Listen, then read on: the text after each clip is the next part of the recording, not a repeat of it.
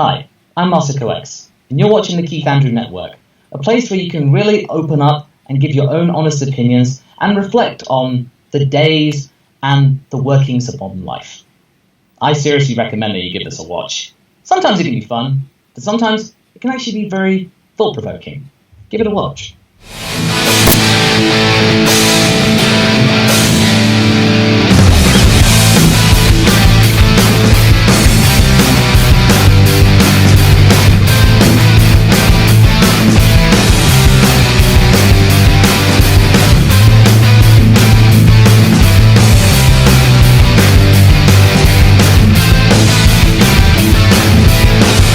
Ladies and gentlemen, I am your host, Keith Andrew, and you're watching the one and only Keith Andrew Network. Today, I have a big guest on my show. He's part of the Team 4-Star family, and he's a part of those manga stories. And if you don't know what I'm talking about, the link will be in the description below. I'm here with the one and only Lawrence, and I just want to say thank you for being a guest on my talk show. Well, thanks very much. Yeah, I'm known as Lawrence or Marsico X or that one guy that says the muffin button far too many times for his own good. Probably one of those things. You can take your pick.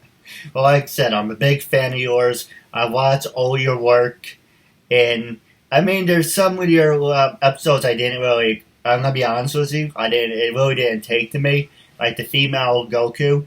I found it interesting, but it just didn't click. But I really liked what if Vegeta never turned good, or what if Nappa was actually... those are some of my favorites. Okay. I'm not trying to knock your work or anything. I know. No, not at all. I know. No, absolutely. I know my stuff. People can knock around all the time because it's not perfect.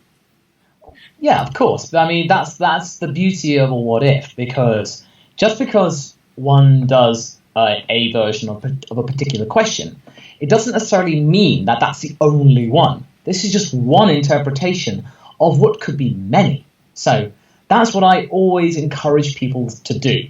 If they don't like my interpretation of this what if, you can make your own, and it may probably be even better than mine. So it probably actually may be better than mine. So you never know. It's always worth a go, and that's why I always say, about something, just give it a go. No, absolutely. And actually, the more I listen to your voice, that just popped into my mind. But the one you did with Goku's mother, that's one of my favorites too. I'm looking forward to the next one. Yes. The Gine one, definitely. That one was just such a roller coaster because I wasn't expecting it to actually go anywhere. But then there was about part 2, I realized something. Gine's power level. Oh my god, she body Piccolo. Jeez! So I'm thinking this is the perfect character arc for her to make her realize that she's more than what she thinks that she is. And that's that whole thing about Goku. You're a lot stronger than you think you are. So it's just that's the whole beauty of it. And then just trying to come to terms with things. And that's always what I want to try and do.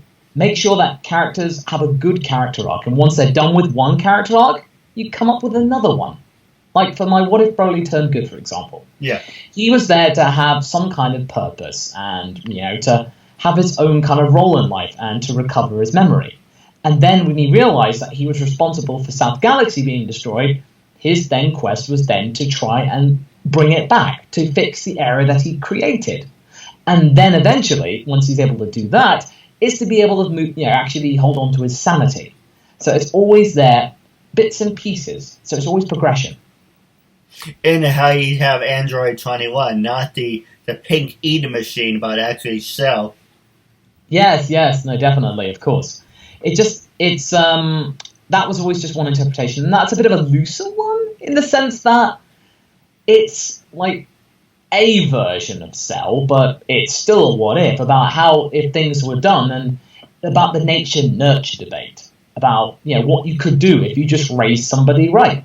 And you just you toned down the freezer, as our DBZA Perfect Cell would say. No, I agree with you. Now, for some people who may or may not know, you are a professional voiceover actor because you do the voice of Gohan and Goku, and among others. But while on the subject, because we're both diehard Dragon Ball Z fans, so what do you think of the new video game Kakarot coming out? And do you think some of your mangas would be actually very interesting to have into a cartoon series?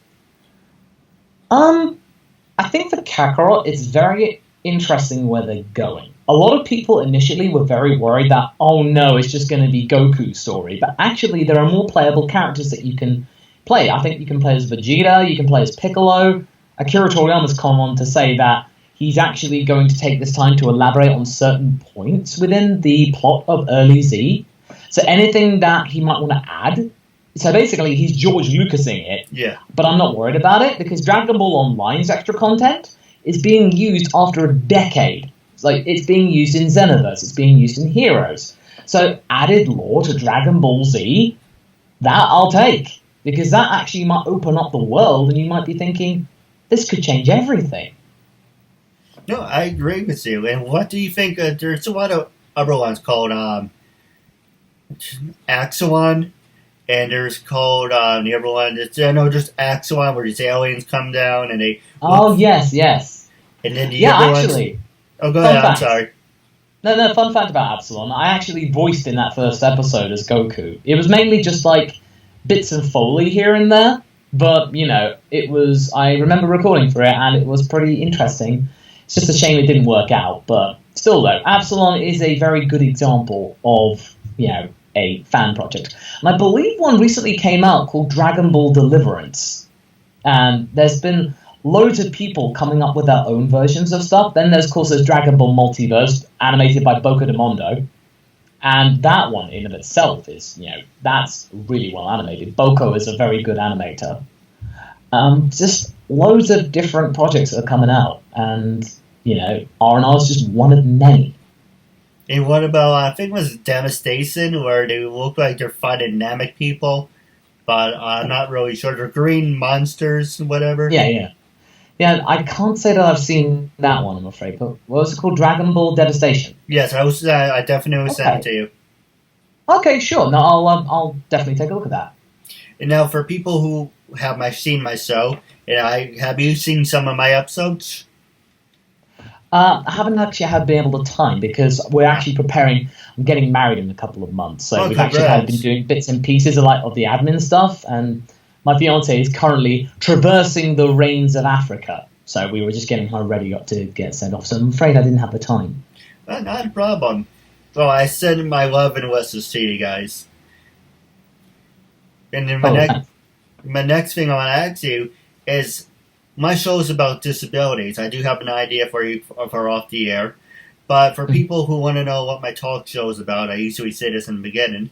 The whole point of my talk show is to show people that even with having a learning disability, I can still amount to something.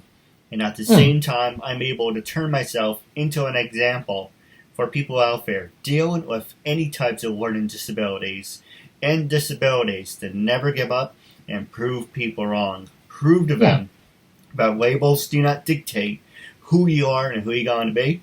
It's to prove to them it's them out to something. Like I said, I'm a big fan of yours and T4's. I can't even talk. It's okay. You're doing good.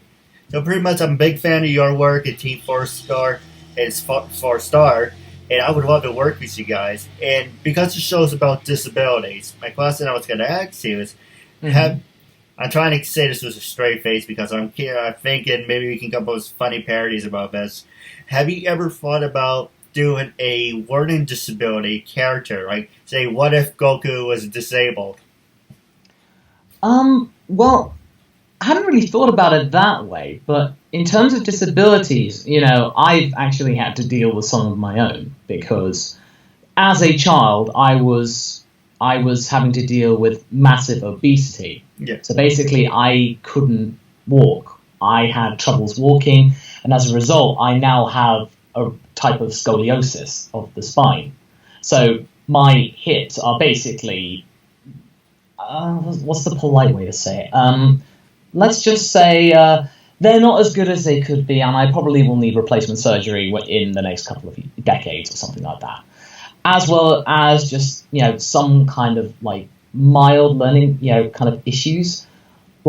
I would say that I have shown Aspergic tendencies. I I'm sometimes inflexible. So I do have that kind of neuroses, as it were. So that's how I have to deal with it. And it just goes to show that not, people out there, as you say, and as you self have shown, anyone could do anything if they just put their mind to it and they have the application and the conviction and the devotion to whatever they want to do.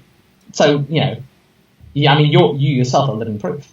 So, but in terms of the original question, I haven't really thought about it. But at the same time, Gohan's whole thing, having to deal with kind of his mental awareness, and he has a lot of mental issues because the rage boosts, they are key and actually representative of the fact that this is a Saiyan human hybrid, which has never been done before, and the internal struggle about identity. And that's a very interesting subject. I don't think Toriyama's really tapped into, because everyone keeps thinking, oh, yeah, Gohan, just grow up and actually be a fighter. It's not as easy as that, because Gohan is the first of his kind as a kind of like a pollination and a composition of two races, which are, they may be very similar, but they're very different. So that's something that you should really explore. And that's what I sometimes try and do in all the what-ifs that I do. Actually look into the mental processes and just think, well, how will this character react? This is not necessarily going to be something simple, cut and dry. I try and do and act how Toriyama would do in the story, but then I also try to think, well, okay, these characters are people, and they're going through a lot of issues. How would they actually be able to process them? What's their thought process? What are they going through? And that's what I always try and do. Just try and make things a bit more complex and make these characters not just characters, but people. So that's what I always try and do. So I always try and think of issues that characters have, and I hope to kind of make people think, well, there's a struggle that they have to deal with. No, absolutely. And some of the cartoon ones I was thinking about is maybe you would be interested in going back to the disability in a couple minutes. It's like, what if future Gohan survived and then they continued the story and then they went to New Namek and brought everyone back? Of course, Goku can't come back from natural causes, but if you invite and involve Lord Beerus, then he can bring Goku back, because gods have all those powers. Yeah, of course. No, definitely, because, Whis can just boot people into existence. The Super Dragon Balls can literally do anything, so they could probably supersede it. And it's never quite 100% about whether Porunga can do it, and the new Namekians is never quite sure about where they are. It's never really been explained. Right. But you're right, in terms of like Beerus or Whis, they could just go, everyone would say, well, we wish that Goku were here, and then Beerus would go, oh, really? Is he quite strong? Well, yeah, he was one of the strongest people we know. Oh, yes. Whis, do your thing. Why, certainly, Lord Beerus. Boop. Goku's like, what? Why get here? What? Because, obviously, come on. Goku is going to have been training in the other world. He'd have got to keep his body, and he'd be having a great time. He'd be training. He wouldn't be getting weak or anything. I don't know if you saw those Dragon Ball texts where the characters would interact with each other. They don't talk, and that would be really cool if they actually had voices, like you would do Goku. But there's one where future Gohan meets his father again. It's like, oh, if I knew about the androids, I would have told you about New Namek and taught you about the hyperproduct time chamber. Gohan's like, what? Yeah, I suck at doing voices, so that's like a shock voice. No, it would still be shock, yeah, of course. And then go ahead. No, that's what the thing in my What If Future Gohan Survive thing, is that they never really thought about going up to the lookout and asking Mr. Popo about any way to get stronger or something like that, just for any clues. Because I don't think the androids would have found the lookout. No. So Mr. Popo probably would have been perfectly fine.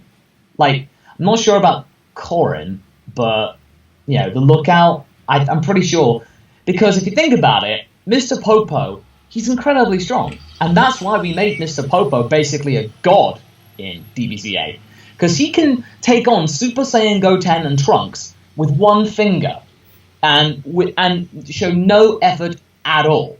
So you think, well, how strong is he, and where was he earlier? He's probably like a benevolent person who wouldn't actually fight and stuff like that. but it's always food for thought. And that's why I just thought, well, if they got onto the lookout, future Gohan, could easily, try and get people back and fix everything.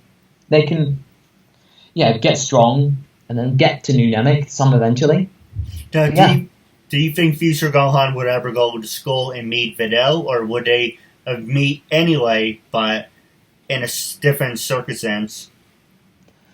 It really depends on whether Videl was around, but I feel like I don't know actually. It would really depend, because one of the things that endeared Videl to Gohan is when she realized that this Gohan was the same person that won against Cell, and was that kid in the Cell games. And that was one of the curiosities that drew...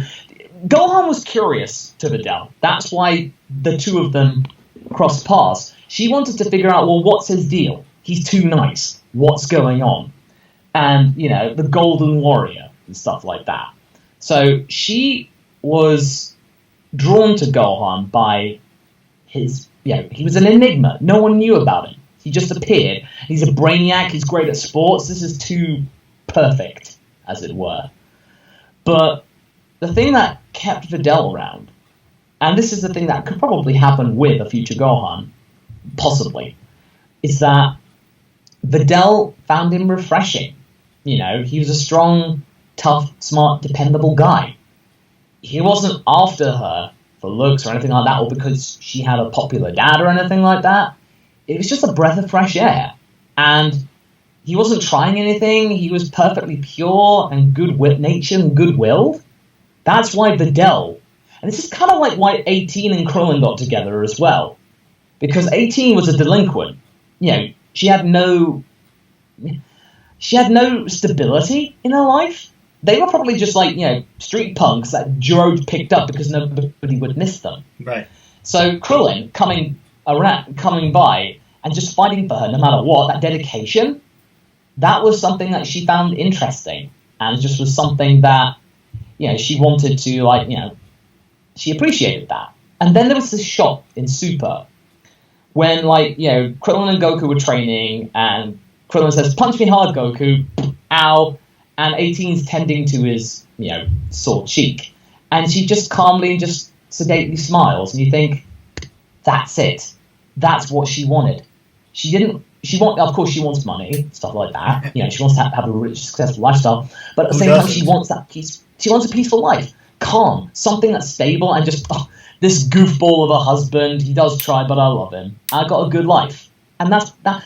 This is the thing where you really have to look deep down and realize that this is a really interesting dynamic, and that's what I like, and that's what I try and emulate.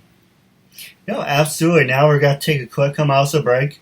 And when we come back, I'm going to ask you more about disabilities, how it plays into the Dragon World, and about social media. Hi, I'm Marissa Joy Davis. This is Michelle Wong. And I'm Nancy Rose. My name is Brandy Hunt. And hello, my name is Raven Nguyen. Hi there. My name is Giovanna Vidal. Hi, I'm Monica Thomas. Hi, I'm Paisley Blackburn. I'm Ashley Burgess. Hi, my name is Jeanette Abney. Hi, I'm Sharon Spank. Hey, this is Samantha Moore. Hi, I'm Melody Jones. Hi, my name is Becky Yee. Hi, you're watching the Keith Andrew Network. Ladies and gentlemen, welcome back to episode 615. I'm here with one of the biggest YouTube stars ever, Lawrence. I just want to say thank you for being a guest on my talk show. It's a real honor. You're very much welcome, sir. Now, my first question I was going to ask you, before I ask you about, social media and about disabilities, is I was thinking about this while we were talking earlier. How Gohan has mental problems. It's his father not being around and everything. And, Team 4 Star hinted towards that. Kind of. And what about, even in GT, you see Bulma sitting there with a cigarette in her hands or drinking. So, Bulma has problems. She's seen a lot of shit, too. Oh, yeah. And so, what do you think about, and that's really about, I think Mr. Satan had like a beer once in that episode. So, they do drink. They're people. But how would you say it psychologically affects, video is normal and pan's normal, but see someone die, like, oh, no big deal, we can bring them back with the Dragon Balls, and you're kind of like, what the hell, you're smoking? So it's kind of, how do you balance that from reality to having a breakdown? Well, I think the important thing to remember is when Dragon Ball came out and where its original target market was. And in Japan, Yeah. public drinking is far more acceptable and common. Well, I went to Japan a couple of weeks ago during Christmas. It was there to see Dragon Ball Super Broly in theaters, by the way, which was Did you like absolutely great. Oh, yeah, of course, definitely. Even though there was no subtitles, I was watching it raw. And it was like, I'm just here for the pretty colors and the 40X, the seats that, shake and rock you about. That was fun. But the main thing I always have to remember about this, and this was GT and stuff like that. You even see Bulma smoking in Z. This was like 95, 96. This was like a decade before smoking in public places and stuff like that was being outlawed in the UK at the very least. And in Japan, smoking and drinking, they're far more acceptable. It's slowly changing now, 20 years later. But in that time, it's just acceptable. It's what you do. And drinking in public, there's no stigma. Because we were walking around, my friend had a can of beer in his hand. Nobody was, worried about it. There was no issues, stuff like that. It's reflecting Japanese society. And us in the West, of course, you see somebody smoking.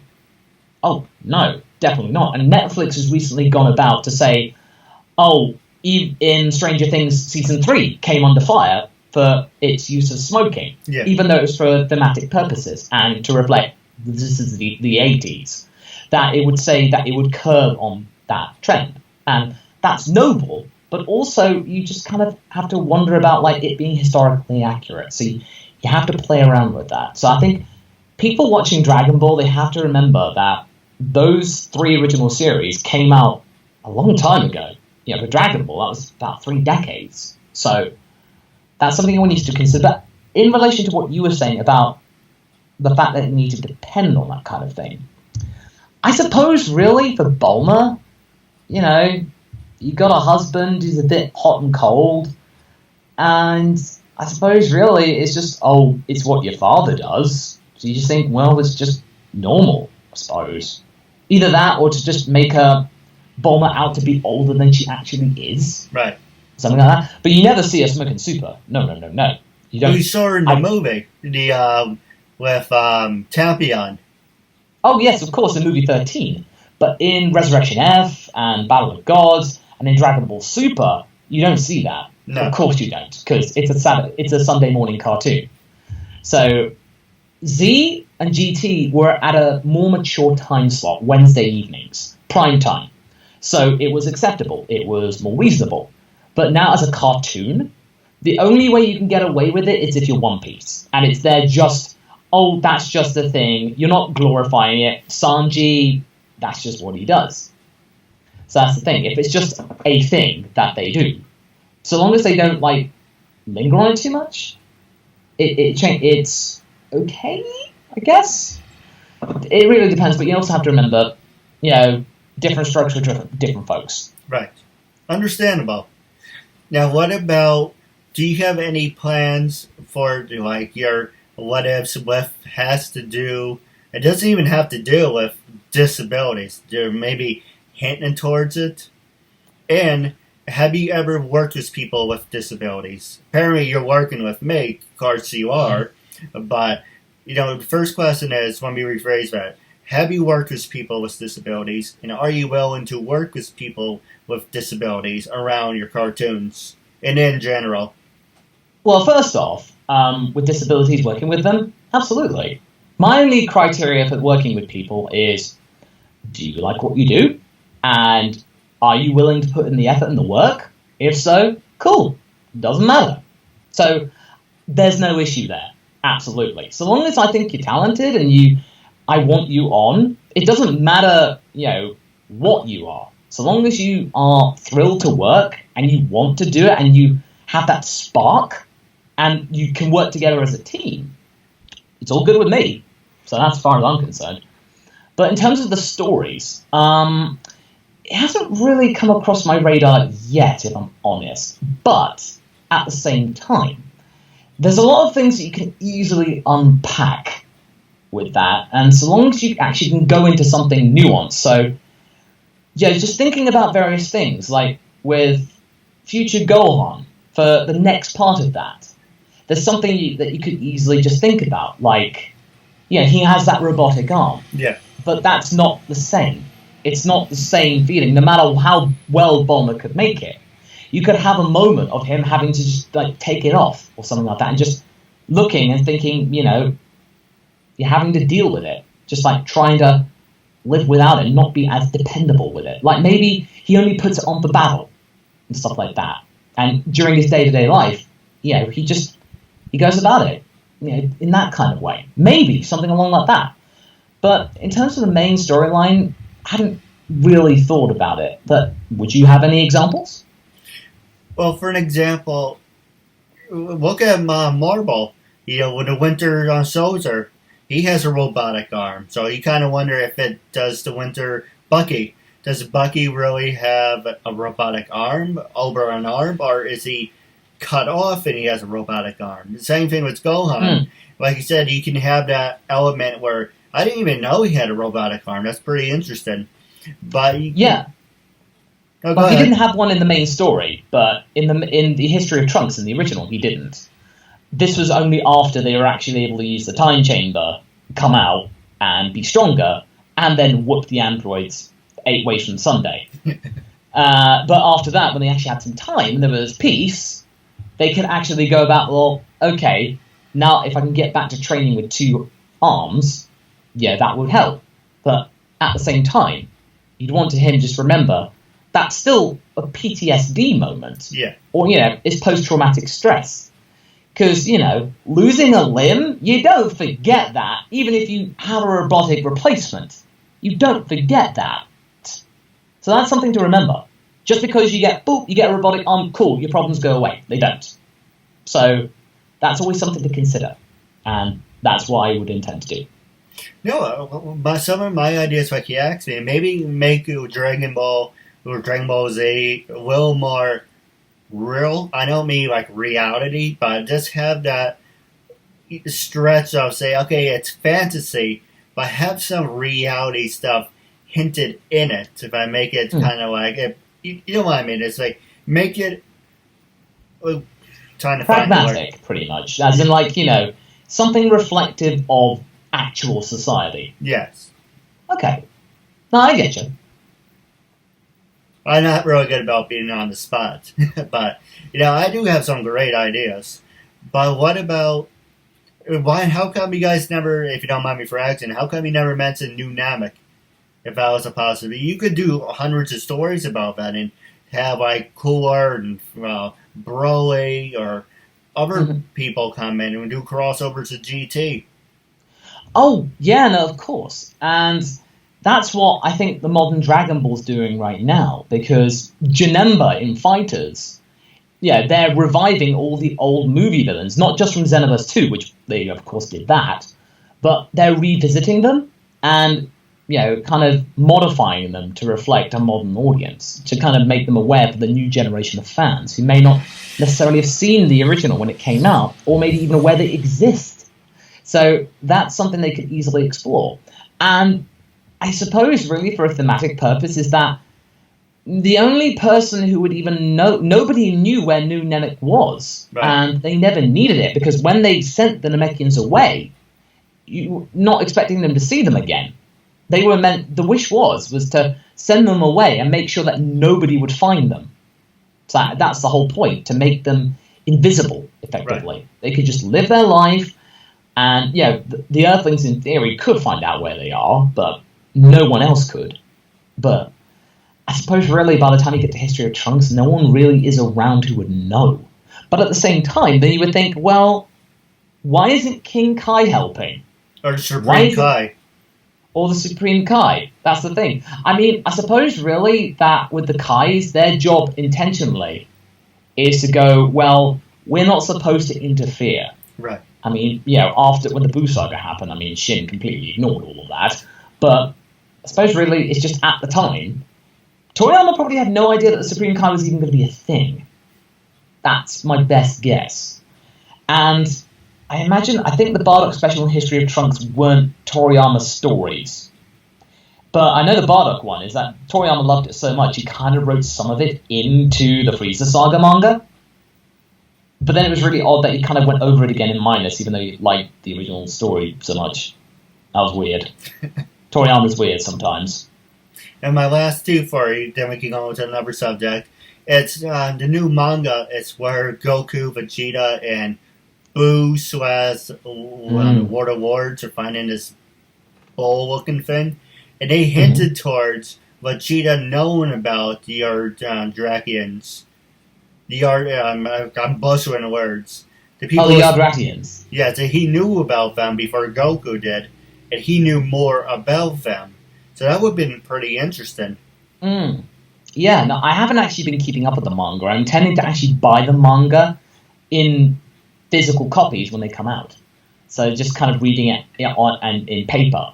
And I don't cover it on the channel because Shueisha, the people who publish it, they are very hot on that. So I'm like, I'm not going to risk my channel, and I'm just going to wait for it to either come out as a movie or I'm going to come out as a series. Because if this arc in the manga ends well, this could be a tour de force. This could be spectacular. It could be one of the best arcs of the entire Dragon Ball franchise. It could be.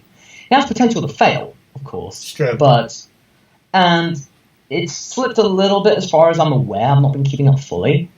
But it's certainly providing a lot of the situation where you thinking like, well, how are they going to get out of that? Makes you just think, well, I can't think how they'll do it. So it puzzles you sometimes, and that's good, especially for Dragon Ball. And my last stupid question for you, Dan, I'll pass it over to you. What's the deal with I don't know if you heard about the incident about with Bulma and Broly. Something happened, and supposedly Broly, the actor who did Broly, gave Bulma a hug, and then she slapped him with a war suit.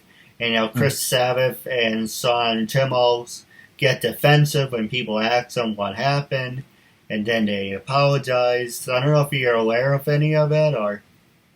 I am somewhat aware, but at this point, it's really kind of out of our hands, really. It's kind of in the legal system, and as far as I'm concerned, there's nothing that I could add, and I don't think there's anyone else that could add, really. You just got to kind of let it play out, and just, the truth will out, pretty much. So that's the way I'm seeing it, and so I'm just staying out of it. And no, I don't blame you. No, quite frankly, I'm here to be a nerd on Dragon Ball and make kooky stories. That's my place on the internet. Kooky stories and shouting muffin button at the top of my lungs. Actually, it's kind of funny that I'm going to pass in the show over to you, West to West. I'm going to give you, hang on. I'm going to give you 4 more minutes. We're going to go overtime now. So with that being said, I'm going to pass it over to you. But the first thing I do want to add to is social media. Does your Facebook, Twitter, Instagram, do those dictate if people should work with you or if you should get acting parts, number one? And have you ever thought about doing a Comic-Con? Passing the show over to you. Oh, what? So like going to Comic-Con? Stuff like that? Yes. Well, I actually was at Anime Expo last month. That was a doozy. That was great getting to meet people in California for the first time because a lot of our fans are in California. So that was fun, especially being in a couple of earthquakes. That's my full Los Angeles experience. But no, LA was absolutely lovely. In terms of actual full-on Comic-Con, oh, no, I wouldn't do that. Because I went to Comic Head in Japan, and that's even bigger than San Diego. It's free, but you are literally in a sardine can. In a tin of sardines, you are marshaled around. It's really hot, even though it's in the middle of winter. It's insane, and I couldn't do it. I don't think I could do San Diego Comic-Con, and it's not my thing I'd really want to do. And also, it costs a lot to get out there. So if I'm going to go out there, I want to make sure I can enjoy it to the full. So I wouldn't probably do San Diego Comic-Con. But Anime Expo, I think, is a good approximation. But in terms of social media, this is what I tell people, because I usually do a lot of talks for schools, because my fiance is a teacher. Oh, nice. So what I usually tell people is that social media is just there as something to reach out to fans. It's not something that you can use for clout, because there's a lot of people. There's a funny story of an ice cream vendor who has recently put it out saying, if you say that you're an Instagram influencer or an influencer of any kind, you pay double. So it's a case of asking for free stuff. That's not what you should do. It's just there because, hey, here's a social media platform I want to do. I want to share things with my community outside of this one platform. It's putting your eggs in multiple baskets, pretty much. So you may have a following on this thing, this social media account for one thing, this for another. I recently opened up a TikTok just because I wanted to keep my name. Somebody has taken Master Correct, so I thought, well, let's keep one of my handles at the very least. Yeah, and it just reminded me of Vine. So I just do my little thing there. I do a little thing on Instagram because my family's a bunch of photographers. Oh, nice. So I use my social medias for different little avenues of my interests. So YouTube is my main bread and butter. Twitter is there to kind of, put out platforms there, share artwork from fans and stuff like that, communicate with fans and, have a little bit of a dialogue. Instagram for my photographs, TikTok when I'm just feeling like I'm being silly, pretty much. Well, if you don't mind me for asking, why don't you just pay for the name? Like with the KeithAndrewNetWork, I go to GoDaddy.com and I pay like $10 a month, so I pay for the name, so there you go, no one can take it from you. Oh yeah, no, I've got mastercoax.com, thankfully. So I got that, I got the .com, so that's the main thing. When I'm talking about for social media accounts, there's nothing you can do about that, because by the time you find it, it's too late. It doesn't matter. It's okay. So long as people know which one it is, because, I put my face out there, right. So if the face is on there, then it's most likely going to be me. So, I'm not bothered. I'm just there to have a good time on various social medias. No, absolutely. Now, my last question for you is, I just thought about this. Have you ever thought about doing, like, Dragon Ball Z in reality? And what about Dragon Ball Z? There's different multiverse. What about, say, you had the cast go in a time warp and they end up in Nazi Germany or, Trump being president? What, so kind of like bringing the Dragon Ball cast into the real world? Yes. Well, for starters, I don't know whether the world's food supply can handle Goku, because in Dragon Ball it tends to not really be an issue at all, because Kancho could literally just conjure up food out of nowhere. But I don't know, really. I think in terms of power, there is nobody here that has anything close to power levels. So you would just think, well, how would that work? But I don't really know. I think it's just that's been one of the holy grail, trying to make a live-action Dragon Ball work.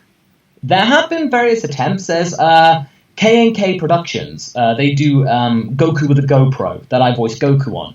They do live-action stuff. They're actually doing, like, Goku challenge videos. Yes. And they're pretty much like the most faithful adapters of Dragon Ball in a real-world setting, so that's one thing I'd recommend to your audience. Go and check out K&K Productions. So it's K&K Productions.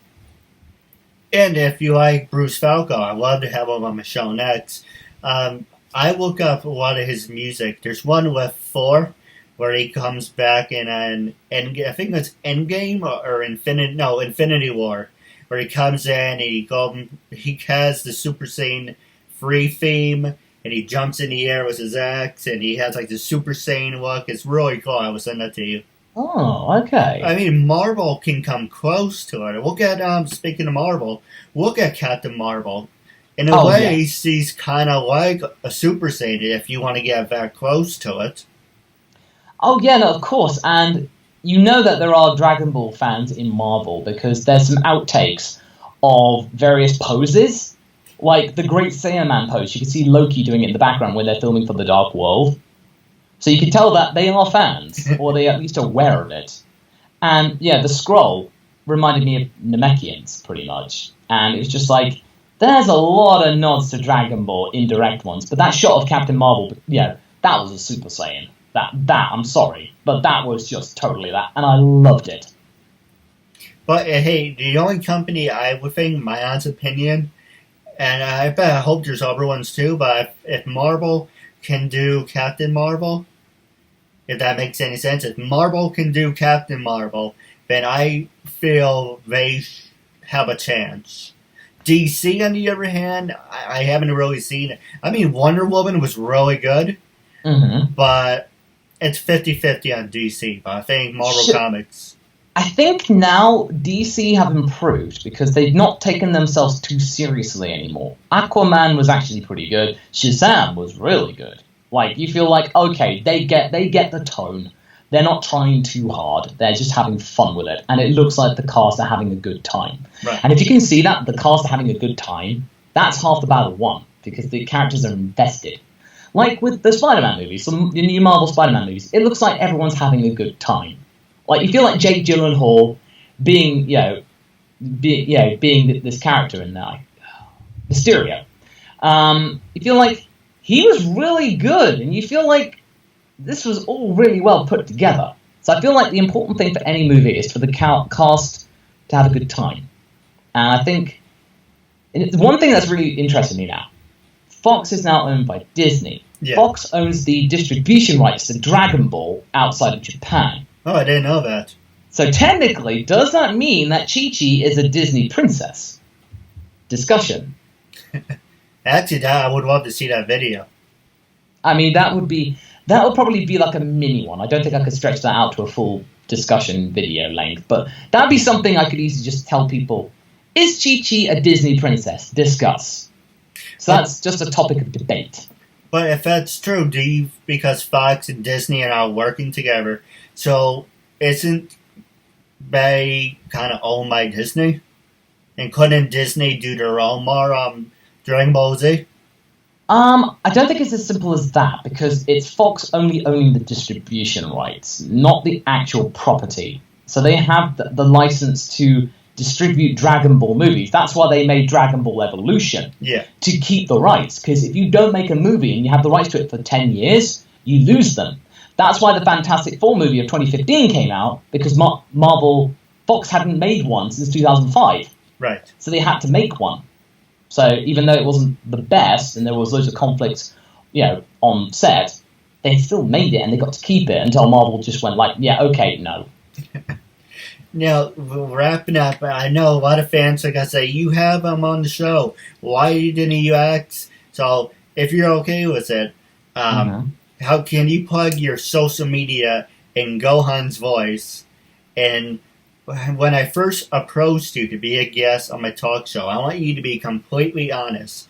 But could you do Goku's voice? I know a lot of people are saying, oh, you had Lawrence on your show, but you didn't ask him to do any impressions. You don't have to do the impressions you don't want to. I just thought your fans would be annoyed at me. It's like, you had an opportunity, but you didn't ask them. Well, in a way, I don't mind if you didn't do an impersonation and stuff like that, but, it's absolutely fine, because Goku's not exactly a hard voice to do. And, Gohan isn't that much different either, except just being a little higher and a bit more smarter, because my dad's is not exactly the smartest person in the world. Because he's dead. I survived, and everything's fine. But you can always check Masico X out on social media and Masico X on various platforms. You'll be able to find him. No, absolutely. And my last question for you is, when I first approached you to be a guest on my talk show, what was you can be brutally honest. I want you to be brutally honest. When I first sent you the message, what were you like, what the hell is this? Is it real? Is it fake? And what made you say yes? And how do you feel now after being a guest on my show? Well, I usually say yes to any kind of an interview, because it's always interesting to get different questions and a different aspect from people. So usually when people ask me to do an interview or answer questions for thesis, because I get a lot of people doing papers for school, and they always want me to kind of get my perspective on things, I will always say yes, absolutely, because it's always helping bring up debate, having just a good time, relaxing, talking about Dragon Ball. I host a radio show in the UK, so I co-host it. But, interviews are fine. I actually did an interview years ago for 2 hours, and most of the time I was being sung REM songs. But I still had a good time. You never know what you're going to get. So my first reaction was, yeah, all right, sure. Well, how do you feel now? Do you have any regrets? Would you recommend it to other people? I have no regrets, not at all. And in terms of recommendation, yeah, if you just send over the link when it comes out, I'll gladly promote it. No, I would really appreciate that. And if you're interested, I would love to do a second interview with you down the road. Maybe your wife would be interested. This one is more like, not to impose on you, but I know this one was more like a Dragon Ball fan-made thing. But the second one will be a little more personal, like say how's wife growing up. How did you get into this? This one was kind of like spot on because I didn't really know how it was going to go. But I think it was great. But the next one will be a little more in-depth. Mm-hmm. Okay. No, copy that. No, I do have a couple questions for you off the air. But wrapping up, it was a real honor and privilege having you as a guest. And I'm looking forward to part 2 down the road. Well, thank you very much for having me, sir.